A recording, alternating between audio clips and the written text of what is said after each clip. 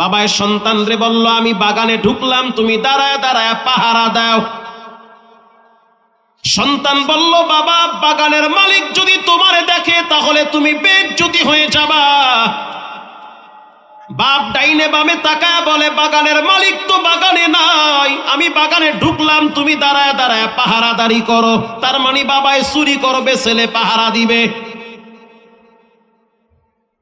কিন্তু সন্তান, আমি যখন বাগানে ঢুকবো তখন তুমি খেয়াল করবা কেউ যেন আমারে না দেখে। যদি কেউ দেখে তাহলে তুমি জোরে আওয়াজ দিয়ে আমারে সতর্ক করবা। এ কথা বলার সাথে সাথে বাবায় বাগানের ভিতরে ঢুইকা বসছে। সন্তান 3 রাস্তার মোড়ে দাঁড়ায় আছে। কিছুক্ষণ পর বাপ যখন আঙ্গুরের থোকা দইরা টান মারছে, সন্তান জোরে একটা চিৎকার মারছে, ইয়া আবি আহাদু ইয়ারানা। আব্বা জান, একজন ব্যক্তি আপনার দিকে চোখ বড় করে তাকাইয়া আছে। এটা বলার সাথে সাথে বাবায় ডরের ঠেলায় জুতা ধুইয়া দৌড় মারছে। বাবায় মনে করছে বুঝি মালিক আয়া করছে। বাবায় আইসা তাকায় দেখলো সন্তান বোকার মতো দাঁড়ায় আছে। বাপ তখন ধমক দিয়ে বলল, বেটা, কেউ তো দেখে না, তুমি আমারে বললা আবাতি আহাদু ইয়ারানা। আব্বা জান, কে যেন তোমার দিকে তাকায় আছে। সন্তান আব্বার দিকে তাকায় বলতে আছে, আব্বা জান, মানুষ দেখে না, মানুষের আল্লাহ তোমার দিকে তাকাইয়া আছে। এটা বলার সাথে সাথে বাবার বদদয় হয়েছে, বাবার খারাপ চরিত্রগুলো ডাউন হয়ে গেছে, বাবার ভিতরে ঈমান চলে আসছে। বাবায় সন্তানরে জড়ায় ধইরা বলতে আছে, আল্লাহ, তুমি আমারে এমন একটা সন্তান দান করেছো যেই সন্তান কিনা তোমার ভয় আমারে দেখায়। সন্তানরে সাথে নিয়ে বাসায় গিয়া বিবিরে ডাক দিয়া বলল, বিবি আমার, সন্তান আমারে বলে আল্লাহ নাকি আমার দিকে তাকাইয়া আছে। এরকম একটা ফুটন্ত গোলাপ সন্তান আমাকে আল্লাহ দান করেছে, আমি তো তেমন কোনো ভালো কাজ জীবনে করি নাই। স্ত্রী বলল, স্বামী আমার, জীবনে গোপনে আমিও অপরাধ করেছি, তুমিও জীবনে অনেক অপরাধ করেছো, কিন্তু এই মাসুম বাচ্চাটা জীবনে কোনোদিন পাপ স্পর্শ করে না। তোমার আমার বিবাহ হওয়ার পর আমি যখন বুঝতে পারলাম আমার পেটে একটা বাচ্চা আসছে, আমি রাত্রিবেলা জায়নামাজ বিছাইয়া আল্লাহর দরবারে কাঁদছি আর বলছি, আল্লাহ, সন্তানের কারণে মা বাবা বেইজ্জতি হয়, সন্তানের কারণে মা বাবার ইজ্জত নষ্ট হয়ে যায়, সন্তানের কারণে মা বাবা মুখ দেখাইতে পারে না। জীবনে অনেক অপরাধ আমি মা করছি। এখন আমি বুঝতে পারলাম আমি প্রেগনেন্ট হয়ে গেছি, আমার পেটে একটা বাচ্চা আসছে, তুমি আমার বাচ্চাটারে নষ্ট বানাইও না। আল্লাহু আকবার বলেন। আমি চাই আমার বাচ্চাটা যেন পবিত্র অবস্থায় বড় হয়, আমার সন্তান যেন কোনো পাপের দিকে পা না বাড়ায়। বিবি আমার, তুমি তো বাহিরে কাজে ব্যস্ত থাকতা, পেটে বাচ্চা নিয়া প্রত্যেক দিন সূর্য ওঠার আগে আমি সূরা ইয়াসিন তেলাওয়াত করতাম। পেটে বাচ্চা নিয়া ঢুইলা ঢুইলা যখন ইয়াসিন ওয়াল কুরআনিল হাকিম তেলাওয়াত করতাম, আমার মনে হয় প্রত্যেকটা আয়াত আমার সন্তানের কলিজার ভিতরে লাইগা গেছে। এজন্য আমি খারাপ, তুমি খারাপ, রব্বুল আলামিন চাইছে সন্তানটার ভিতরে রবের ভয় পরিপূর্ণ করে দিবে। এজন্য সন্তানটা তোমারে ভয় দেখাইতেছে রবের। সাবধান, পৃথিবীর কেউ যেটা দেখে না, জোরে বলেন, সেটা একজন দেখেন, তিনি হলেন কে? ও নওগাঁর মানুষ, ভালো করে শুনে নেন, শুধু নামাজ পড়লেই জান্নাতে যাওয়া যাবে না। লোক দেখানোর নামাজ তো নবীর যুগের মুনাফিকরাও পড়েছিল।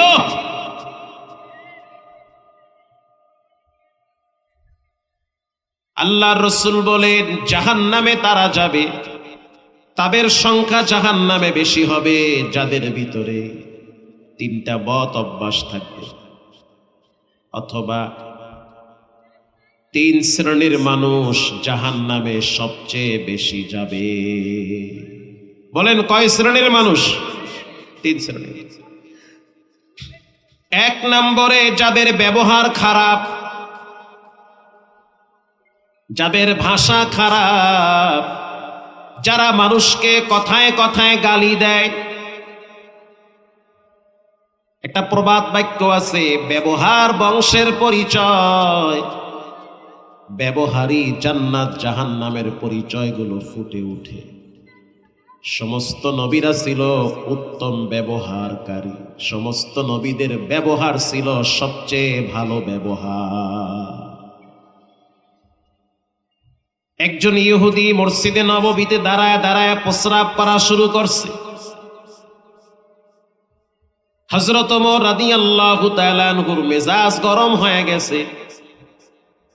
হযরত ওমরের রক্ত মাথায় উঠেছে, মনে চাচ্ছে যে ইহুদি ঠ্যাং ধইরা ফাইরা ফেলাই।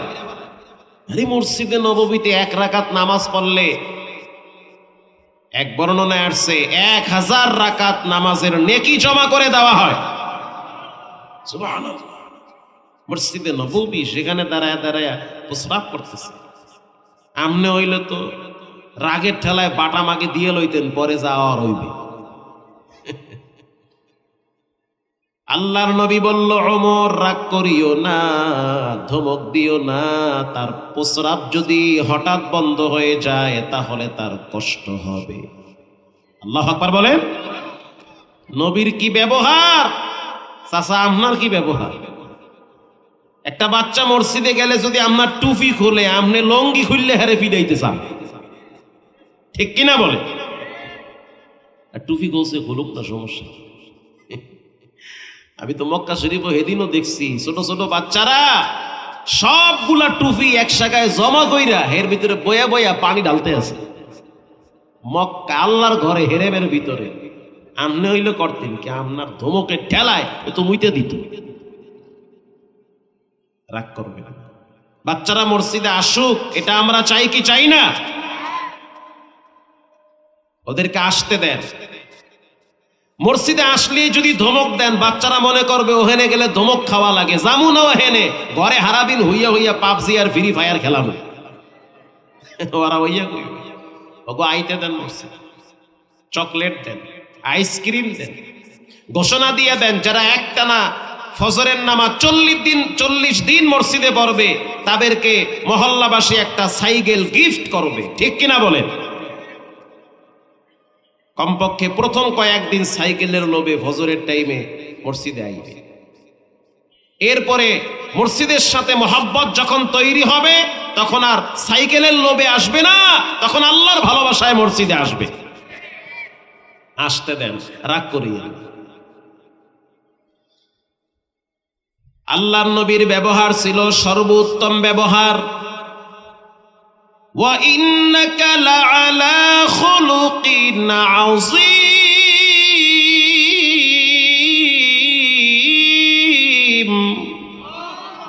মুরব্বীরা ফুল পিকআপ দিয়ে জোরে বলেন তো আল্লাহু আকবার।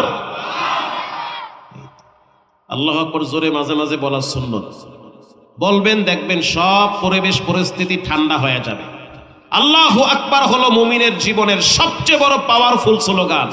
পৃথিবীর সব আওয়াজ হলো নাপাক, আল্লাহর নামের আওয়াজ হলো পবিত্র এবং পাক। মাঝে মাঝে আল্লাহু আকবার জোরে জোরেও বলে। মার্কা নিয়ে তো রাস্তায় অনেক জোরে চিল্লান দেন। 80 বছরের চাচা হেও দেখি নির্বাচনের সময় পিকআপ দেয় মার্কা নিয়ে, আর ওয়াজে আইলে ঠান্ডা হয়ে যায়, কই সুবহানাল্লাহ করে সুবহানাল্লাহ, আইবার জান্নাত দিয়া। এবার বলেন, সব ক্ষমতার মালিক কে? আল্লাহর হাবিব বলেন, জাহান্নামে তারা যাবে, প্রথম শ্রেণীর মানুষ হলো যাদের ব্যবহার খারাপ। কথায় কথায় মা বাবা তুলে গালি দেয়, 19 থেকে 20 হয়ে গেলে সাথে সাথে উল্টাপাল্টা ভাষায় কথা বলে, আছে না নাই? নবীজি বলেন, 2 নম্বরে যারা প্রচন্ড অহংকারী, অহংকারী মানুষগুলোর ঠিকানা হবে আল্লাহর জাহান্নামে।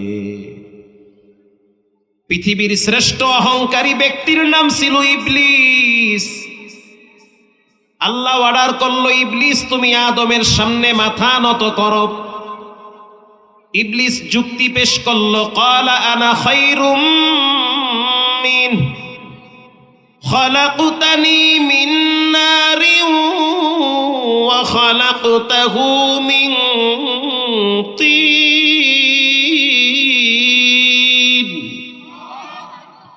আরে আমি হইছি তো আগুনের তৈরি, আগুন তো নিচে জ্বালাইলে উপরে যায়, আর আদম তো মাটির তৈরি। আরে হে তো কাদা মানুষ, এর সামনে আমি কেন মাথা নত করব?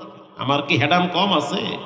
6 লক্ষ বছর তো আমি আসমানে আর জমিনে হোমানে সেজদা দিছি, এর চেয়ে আমি বড় দরবেশ। অহংকারী ভাই। একজনে নামাজ পড়ে না, হ্যারে ধমক দেয় নামাজি, দূর বেনামাজি, আউলা জাউলা বসে কি, আরে হ্যাঁ পাক্কা নামাজি হয়ে গেছে গা। ধমক দিয়েন না, হতে পারে ওই লোকটা একদিন আল্লাহর দরবারে শ্রেষ্ঠ ওলি হয়ে যেতে পারে। রাগ করিয়েন না, বিষয়টা এমনও হতে পারে আপনার অহংকারের কারণে মৃত্যুর সময় ঈমান ছাড়াও কবরে যাওয়া লাগতে পারে। কি ভাই, হতে পারে কি পারে না? যেই লোকটা অপরাধ করে তাকে ধমক দিয়েন না, তাকে বুঝান, আল্লাহর ভয় দেখান, তাকে বলেন ভাই হায়াত তো শেষ হয়ে যাচ্ছে, কতদিন আর অপরাধ করবে, জিন্দেগি শেষের পথে, আসেন তাওহীদের সুশীতল ছায়ায় আশ্রয় গ্রহণ, আল্লাহ এবং তার রসুলকে মেনে নেন। দেখবেন ওই লোকটা আপনার ব্যবহার পেয়ে আজকের খারাপ মানুষটা কালকে ভালো হয়ে যেতে পারে। আল্লাহর হাবিব বলেন, যে ব্যক্তি অহংকারী সে জাহান্নামে যাবে। নবীজি বলেন 3 নম্বরে, যার অন্তরে হিংসা আছে সে জাহান্নামে যাবে। ইল্লা মুশরিকিন আও মুশাহির, মুশরিক এবং অহংকারীরা আল্লাহর কাছে কখনোই দামি হতে পারে না। অহংকারী ব্যক্তিরা যেমন আল্লাহর কাছে লানত প্রাপ্ত, হিংসুকরাও রবের কাছে লানত প্রাপ্ত। যারা হিংসুক তারা আরেকজনের উন্নতি সহ্য করতে পারে না। আল্লাহ আপনাকে ভালো রাখছে, ভালো চালায়, ভালো খাওয়ায়, সন্তানরা আপনার কথা শুনে।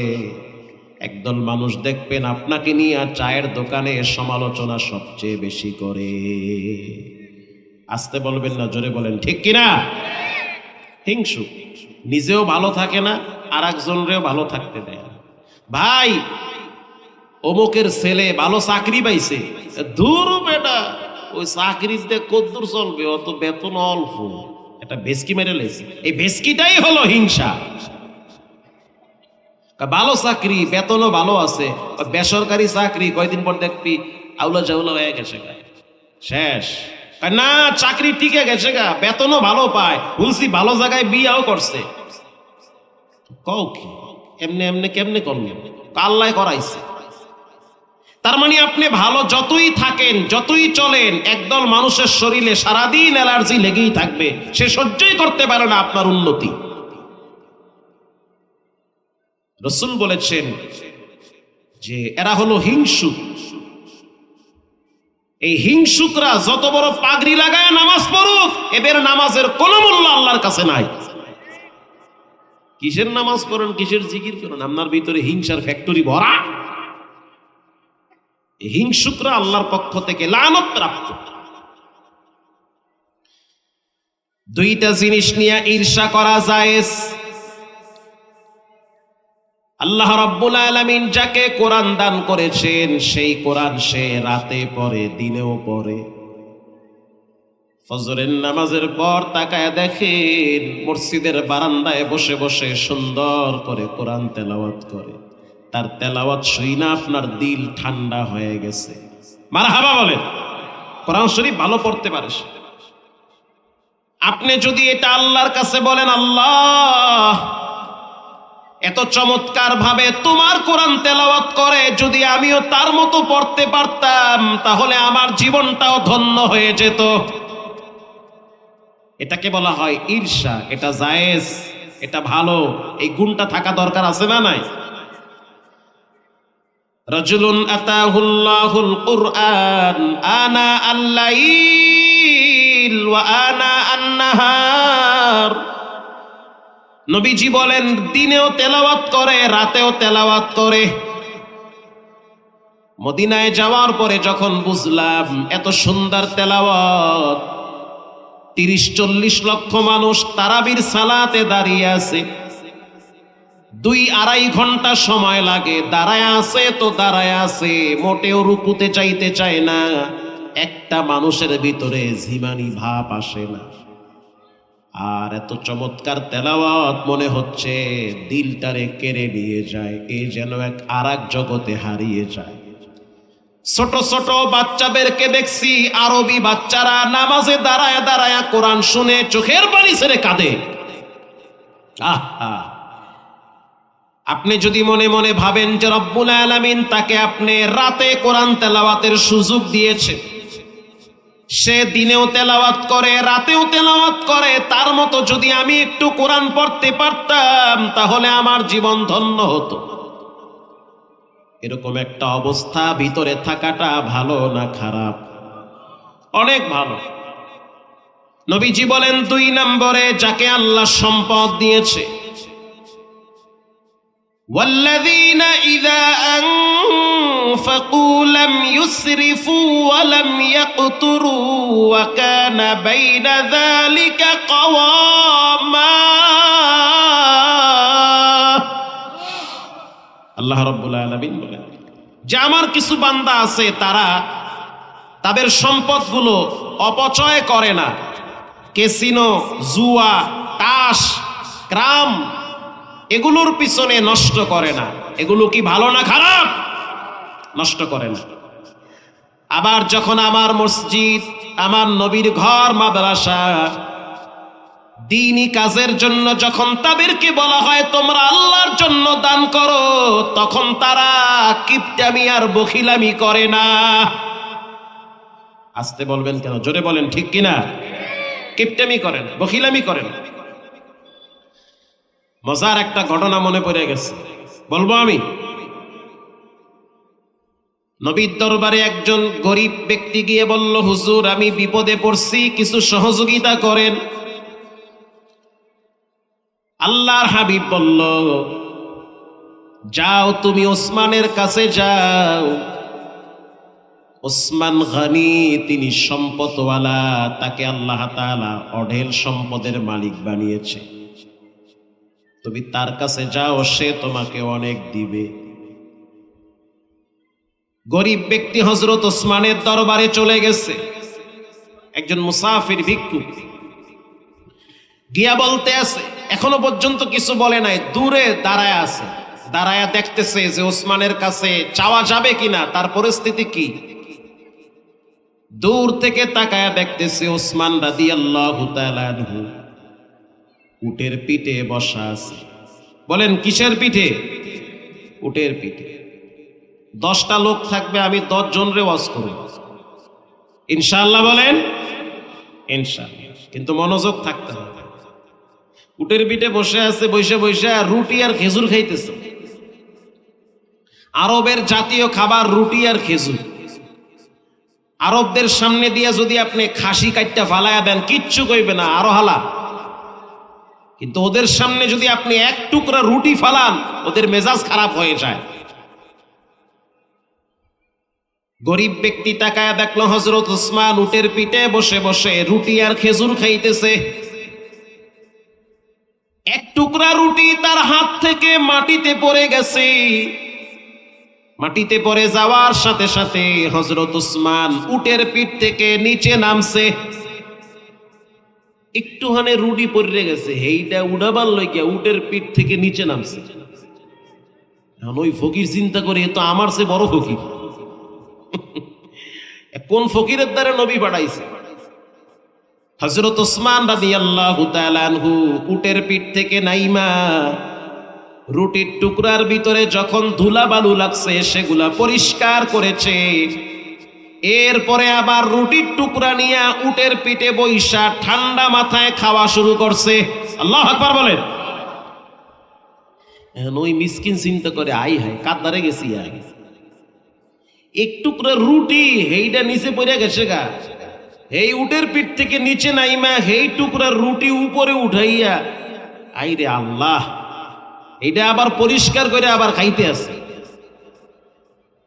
ওই ব্যক্তি আর কিছুই চায় নাই, আবার চলে গেছে। পরের দিন নবীর দরবারে গিয়া বলল, আল্লাহর হাবিব সহযোগিতা করেন, কিছু সাহায্য করেন।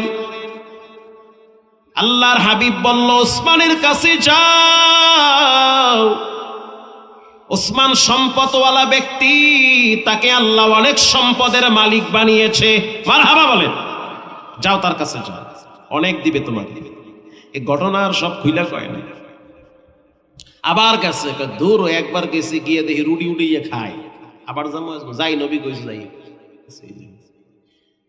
উয়ুনুল হিকায়াতে আসছে, ইমাম ইবনুল জাওজি লেখেন, দূরে দাঁড়ায় রয়েছে, দেখি আজকে আবার কি করে। গিয়া দেখতে আছে হযরত ওসমান খেজুর গাছের নিচে শুয়ে আছে। কে সেই ওসমান? নবীজি বলেন, লিকুল্লি নাবিয়্যিন রাফীকুন ওয়া রাফীকি ইয়ানি ফিল জান্নাতি ওসমান। প্রত্যেক নবীর সাথে জান্নাতে এক একজন বন্ধু হবে, আর আমি ওসমানের সাথে আমার জান্নাতে আমার বন্ধু হবে আমার জামাতা হযরত ওসমান। মানে আমি নবীর সাথে আমার জান্নাতে আমার বন্ধু হবে হযরত ওসমান। মারহাবা বলে। নবীজির দুই কন্যা হযরত ওসমান বিবাহ করেছে। এজন্য জুমার দিন খতিব সাপরা পড়ে, জিন্নুরাইনি ওসমান ইবনে আফফান। আল্লাহু আকবার বলে। ওসমান এত বড় দামি সাহাবী।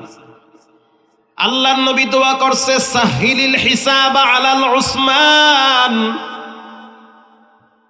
আরশের মালিক আল্লাহ ওসমানের হিসাবকে সহজ করে দেন, কারণ সম্পদ যার যত বেশি, হিসাব তার তত বেশি।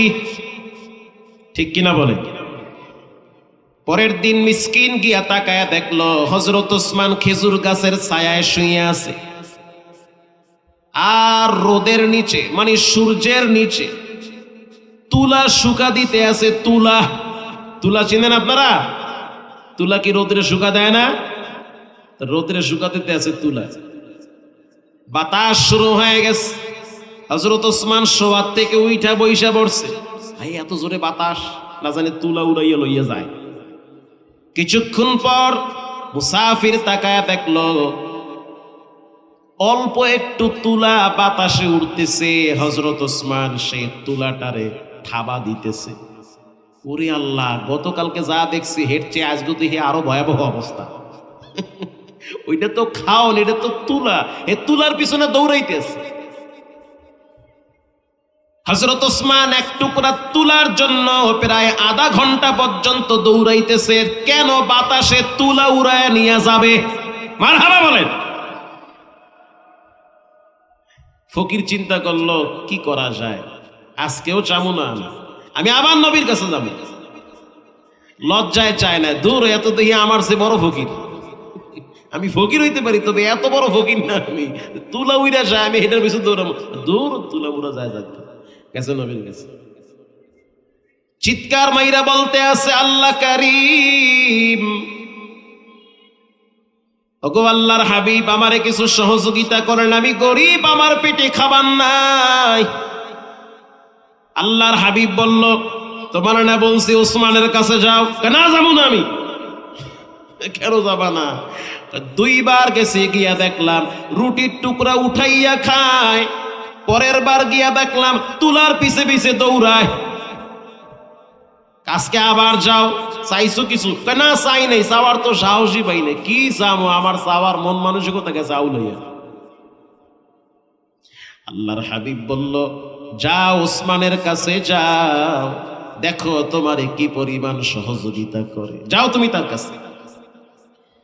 মিসকিন এবার পরের দিন গিয়া দেখলো হযরত ওসমান বসে আছে। এবার কাছে গিয়া জোরে একটা সালাম দিয়েছে, আসসালামু আলাইকুম ইয়া উসমান। হযরত ওসমান সালামের জবাব নিয়ে বলতে আছে, আপনি আমার মেহমান, বসেন, কি খাবেন? না কিছু খাওয়ান লাগবে না, আপনি যে কদ্দুর আমারে খাওয়াইবেন আমি তো বুঝছি 2 দিন আইয়া আজকে আইসি, নবী পাঠাইছে, বারবার না যায় কেন? আল্লাহর জন্য আমারে কিছু সহযোগিতা করেন, বিপদে পড়ছি। হযরত ওসমান রাদিয়াল্লাহু তাআলা আনহু বলতে আছে, কে তোমারে পাঠাইছে? বলে দোজাহানের বাদশা রাহমাতুল লিল আলামিন। তাই নাকি? বলে হ্যাঁ, কোনো অসুবিধা নাই, বসো।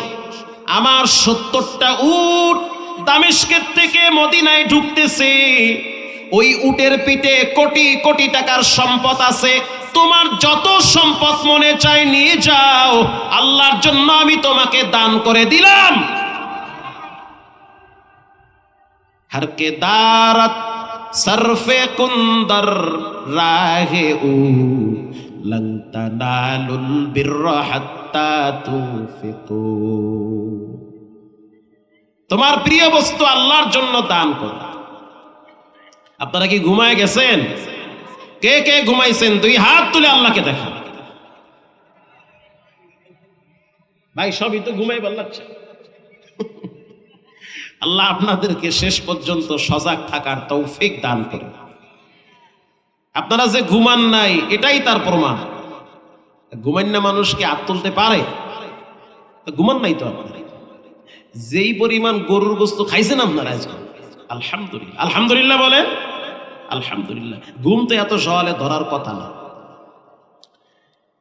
প্রিয় ভাইয়েরা আমার, যাকে আল্লাহ তাআলা সম্পদ দান করে সে রাতেও দান করে, দিনেও দান করে। আর আপনি মনে মনে আফসোস করেন, যদি আল্লাহ আমারে সম্পদ দিত আমি ওসমানের মতো দান করতাম। এমন আকাঙ্ক্ষা অন্তরে থাকা ভালো না খারাপ? আল্লাহর হাবিব বলেন, যার অন্তরে যাররা পরিমাণ অহংকার আছে, হিংসা আছে, সে জান্নাতে যাবে তো দূরের কথা, ঘ্রাণই পাবে না, ঘ্রাণই পাবে না। হাকিমুল উম্মাত মুজাদ্দিদুন মিল্লাত আশ-শাবালি থানবী রাহিমাহুল্লাহ তিনি লেখেন মুস্কি হাসি কিতাবে, আরে না লেহুক, কথা বাস্তব। একজন গরিব মানুষ রাত্রিবেলা ঘুমায় গেছে, তো মানুষ স্বপ্নে অনেক কিছু দেখে, স্বপ্নে ভালো জিনিসও দেখে, খারাপ জিনিসও দেখে। স্বপ্ন তো স্বপ্নই, তবে সাবধান, স্বপ্নের কথা সবার সাথে শেয়ার করতে হয় না। স্বপ্নের কথা সবাইকে বলা যাবে, বলবেন না। আপনার বন্ধু গাঁজা খায়, হ্যারের গিয়ে যদি কোন আমি স্বপ্নে দেখতে আছি আমার মরা দাদি আমারে ডাহে, মানে গাঁজা করতে কইবে, দেখ 2 দিন পর তোর দাদির লাগে তোরও ঘুমাই না লাগবে কবরে। তার মানে কাম বইটা গেছে গা, ওর পোড়ামু কেনা মাওলায় কবুল করে। আমনাগো দেশে ক্ষেতের মধ্যে জোতা টানাই না দেখছেন কোন সময়? আমগো কুয়া কাটায় দেখি তরমুজ খেতে জোতা টানাই না, পেঁপে খেতে জোতা, এত সুন্দর পেঁপে, আইরে সুবহানাল্লাহ, ক্ষেতের মধ্যে দেখি জুতা টানায়া এরকম করে খাড়াই রয়েছে। ভাপারে কারণ কি? ক্ষেতের মালিকেরা বললাম জুতা টানায়া রাখছে। তো হুজুর কইেন না, কিছু বদ জবানওয়ালা আছে, বদ জবান, ওকে মুখ ভালো না, ওরা আমার ক্ষেতের দিকে চাইয়া কয়, ওরে তরমুজ এত বড় বড় একটা, ও তো এবছর কয়েক লাখ টাকার মালিক হইবে, জম্মের দেওয়া দেশে আল্লাহ ওরে। কইতে দেরি, পরের দিন দেখি বৃষ্টিতে সব তামা তামা হয়ে গেছে। ঠিক কিনা বলেন? আরে রাসূল বলছে মানুষের জবান হক, এজন্য বাচ্চাদেরকে রাস্তায় খালি গায়ে নামাবেন না। আপনার বাচ্চার স্বাস্থ্য ভালো, আর একজনে কইবে খাইয়া কদুন না হইছে। এই এর পরের দিন দেখবেন পোলায় পায়খানা করতে করতে ও আর খাড়াইতে পারে না, 3 জনে ধরে খাড়া করার লাগে। কথা আসতে বলবেন না, বলিষ্ঠ কণ্ঠে জোরে বলেন, ঠিক না বেঠিক? আমি বলি নাই, নবীজি বলেছেন, বুখারীতে আসছে, আবু দাউদে আসছে, মুয়াত্তা মালিকে আসছে। এইজন্য সাবধান, দোয়া কালাম পয়রা রাস্তায় নাইমেন, একটু ফুফা দিয়ে নাইমেন। মানুষের তো মুখ ভালো না।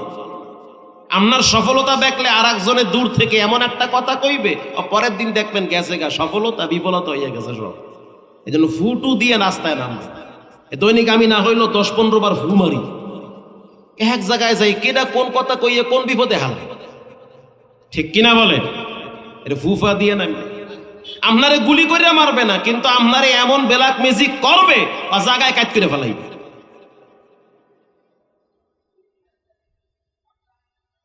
গরিব মানুষ রাত্রিবেলা ঘুমায় গেছে, স্বপ্নে জিন আইসা বলতে আছে তোমার কিছু লাগবে নাকি।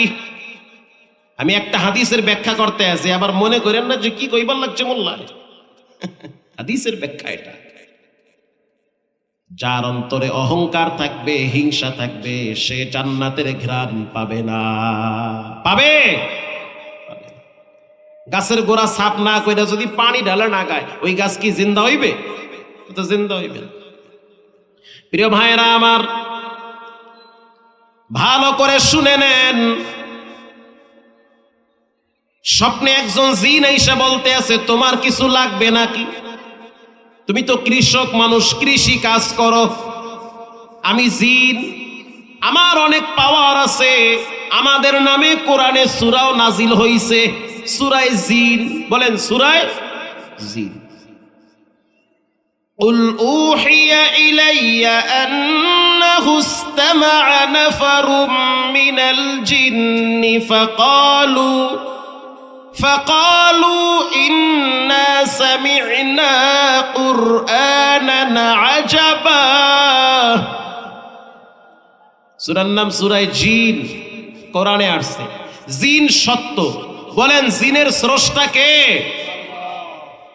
অনেকে জিন জুন বিশ্বাস করেন। আরে ভাই, বাথরুমেও জিন থাকে। আমি বলি নাই, রসুল বলছে। আপনার পীর সাহেবের জিগায় দেখেন যে বাথরুমে জিন আছে না নাই।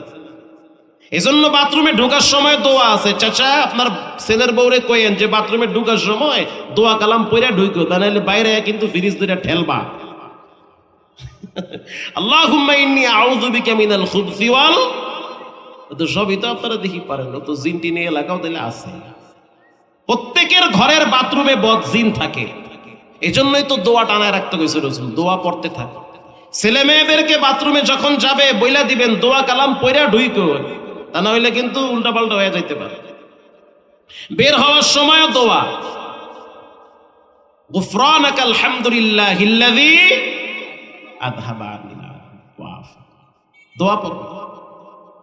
জিন আইসা বলতে আছে কৃষক তোমার কিছু লাগবে নাকি, আমরা কিন্তু বাইতুল মুকাদ্দাস বানাইছি, আমাদের অনেক শক্তি আছে, বড় বড় পাহাড় দিয়া আল্লাহর ঘর বাইতুল মুকাদ্দাস বানাইছি। আমি দেখলাম তুমি গরিব, কষ্ট করে সংসার চালাও, ক্ষেত খামারে কাজ করো, তোমার কষ্ট হয়, তোমার সহযোগিতায় আমি আসতে চাই, বলো তোমার কি লাগবে। তাই আমার একটা গরু লাগবে। জিন কইতে আছে কি লাগবে, কৃষক বলতে আছে একটা গরু লাগবে। জিন বলতে আছে তোমার একটা গরু দিতে পারি, তবে শর্ত আছে। কি শর্ত? বলে তোমার পাশের বাড়িওয়ালার সাথে তোমার সাথে যে ঠেলা ঠেলি, কাহা ঠিক কথাই কইছো, এর না মরলে আমার রুজু নষ্ট হয়ে যায়। আমার ভাষা কি আপনারা বুঝেন? মানে আমার প্রতিবেশী, তার সাথে আমার ঝগড়া, হের ছায়াও দেখতে চাই না, হেরে দেখলে আমার মাথা নষ্ট হয়ে যায়। ডাক দিয়া বলতে আছে তোমারে একটা গরু দিমু, তারে কিন্তু ডাবল গরু দিমু, তোমারে যা দিমু তারে ডাবল দিমু, তুমি কি রাজি? কয় আমি একটু রাজি না। তার মানে তোমার যে একটা গরু দিমু, দুধ তোর গরুর গুল্লি মারি, পরে দিবি দুইটা, আমার একটাও লাগবে না। কি মনে করেন এটা কি উদারতা না হিংসা? সবই তো আপনারা পারেন। এই হিংসার রোগ গ্রামের মানুষের ভিতরে কম না বেশি? অনেক বেশি। জিন কয় যাইগা, যাও গা, আবার যাও গা কও, আবার তাড়াতাড়ি যা। তার মানে শত্রুর নাম বন্ধুর মুখে শুনলেও, শত্রুর নাম বন্ধুর মুখে শুনলেও বন্ধু কি হয়? এই তো বুঝছেন, শত্রু হয়ে যায়। সকালবেলা স্ত্রী বলল স্বামী আমার তোমার মেজাজ দেখি উল্টা পাল্টা। আইছিল, দিতে চাইছিল, আমি নেই নাই। কি দিতে চাইছিল? কয় জিনে আইছিল, গরু দিবে, আমি নেই নাই। কেন নেও না? ওরে দেবে দুইটা গরু। বউ কয় তুমি মগা না হগা? বললাকে তো আর হ্যাঁ পারে না। কিছু মানুষ আছে যে বললাকে পারে না, কিন্তু বাইরে আইয়া খুব পারে, খুব কোতাকুতি করে। দোকানে গিয়া কয় সাথে, মসজিদে গিয়া মুয়াজ্জিমের কয় মুয়াজ্জিম ফ্যান কেন ঘুরে না? বেতন দিই প্রতি মাসে 36 টাকা, আর ঘরে গেলে বউ কইতে আছে ফিররে কথা কবি ঠ্যাঙের নলা কাটতে নামবে। কি চাচা ঠিক কিনা বলেন? গ্রামে কম, শহরে বেশি।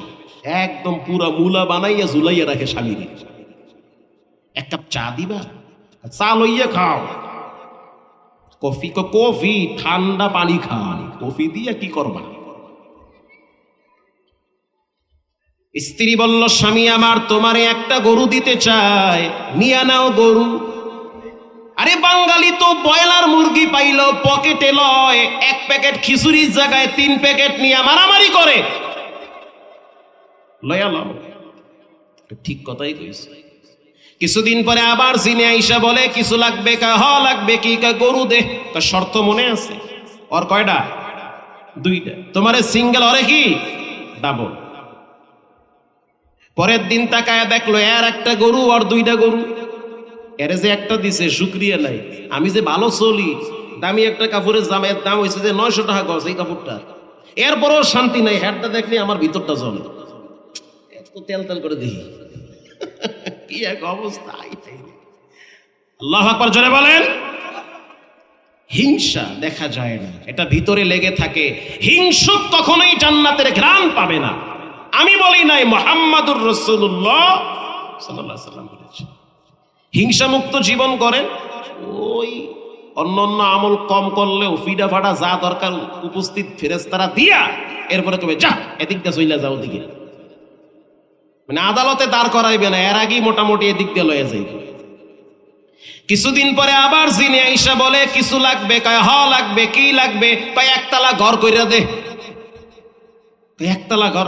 তোরা বলে বাইতুল মুকাদ্দাস বানাইছো? কহা বানাইছি। তোর হায়াত কত? আমার হায়াত রানিং চলে 600 বছর। জিনদের হায়াত থাকে 900 বছর, 1100 বছর, 1700 বছর জিনেরা বাঁচে। মজার বিষয়, এক একটা জিন হায়াত পায় সর্বোচ্চ 12,500 বছর। আল্লাহু আকবার। আরো আসতে বাইতে গিয়ে কোন জিনদের হায়াত কে দিছে? তা আমার বয়স চলে 600 বছর, তার মানে আমি কেবল নাবালেক। আমি অল্প বয়সী জিন। তোমারে ভালো লাগছে দিকে আইছি, যাও একতলা ঘর দিব, কিন্তু শর্ত হইল ওরে ডুপ্লেস বাড়ি দিব। ডুপ্লেস বাড়ি বুঝেন? ও গ্রামের মানুষও বুঝে, এখন আর শহর গ্রাম নয়, সব সমান। 2 তলা বাড়ি ওরে দিব। সকালবেলা তাকায় দেখে একতলা বাড়ি, হের 2 তলা। এরে যা দেয় হেরে কি ডাবল দেয়। আবার একদিন আইসা বলতে আছে কৃষক কিছু লাগবে, বলে হ্যাঁ লাগবে। দিবি? দিতেছি না। এবার তাহলে একটা কাজ করো, যা দাও সব তো ডাবল দাও, রে তুমি আমার একটা চৌক উঠায় লয়ে যাও। কারণ কি? কারণ সোজা, আর 2টা চোখ লয়ে যাবে। আয় তামাশা গাহে আলম রোয়ে তুকু যা বহরে তামাশা নীরভি। আমার 1 চোখ নিবা, আর কয় চোখ? আমি একটা দিয়ে তাও মোটামুটি অর্ধেক হইলেও দেখবো, আর 2টা নিলে তো খালে পড়বে। ভাই এটাকে উদারতা বলে না হিংসা বলে? সবই তো আপনারা বুঝেন। হিংসা করা যাবে না। এবার আসেন, আল্লাহর হাবিব বলেন আলা উখবিরুকুম বিআহলিল জান্নাহ, আমি কি বলবো জান্নাতে কারা যাবে? নবীজি বলেন। সাহাবীরা বলল বালা ইয়া রাসূলুল্লাহ, বলেন জান্নাতে কারা যাবে? এবার সুবহানাল্লাহটা এত জোরে বলবেন, অতীতকে ব্রেক করবেন। ইনশাআল্লাহ বলেন, ইনশাআল্লাহ। এই তো আল্লাহর হাবিব বলেন জান্নাতে তারা যাবে যারা সহজ সরল দিলের অধিকারী। সুবহানাল্লাহ পেছ লাগাই, হ্যাঁ কয় সুবহানাল্লাহ, হ্যাঁ কয় আলহামদুলিল্লাহ। যাক, তাও সব ঠিক আছে। যারা সহজ সরল মানুষ, নবীজি বলেন তারাই জান্নাতে আগে আগে যাবে, সহজ সরল হবে।